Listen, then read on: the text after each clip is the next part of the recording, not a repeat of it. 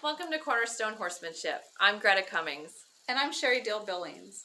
And as if you remember last week, we talked about softly bridling our horses.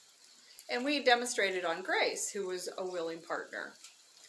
So today, we brought Sam in. Sam's a new member of the Cornerstone Farms, and he's just learning a little bit about softness. You want to demonstrate? He might be a little problem bridling. Maybe you get a good demonstration out of it.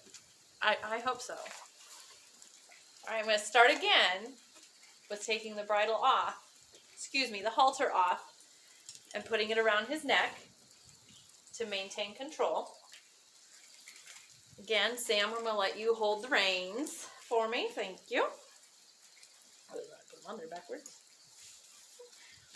So again, I'm going to start with my hand up between his ears, and he's willing of that. Sometimes you might have to work with a horse that doesn't like having hands up by their ears, and that's a whole nother story. I'm going to hold the crown piece, and he's already backing away.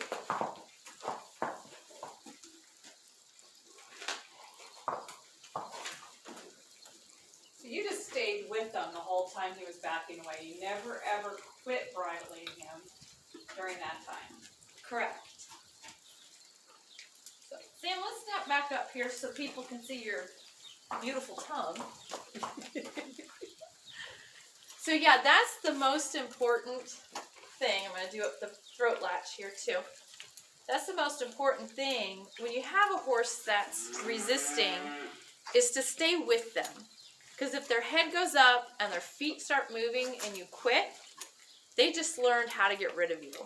So the best thing is to not get mad, not get stronger, but just stay with them gently.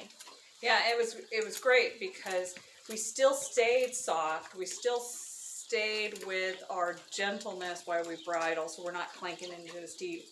We just waited for him to relax. Now I had to stop him, so but mainly just for the camera purposes. Camera roll, and another good tip to give people too is, if you can, don't bridle your horse tied up, because if they hit the end of the rope like Sheri had to grab it, they could panic and you'd be trapped under them. So it's always best to untie them and have adequate room to follow them, or maybe a helper like Miss Sheri was, to hang on to that horse for you.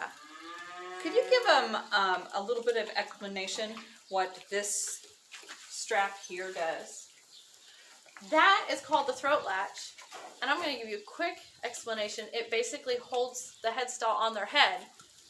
But how about next week we talk about the different headstalls and types? That's a good idea. All right.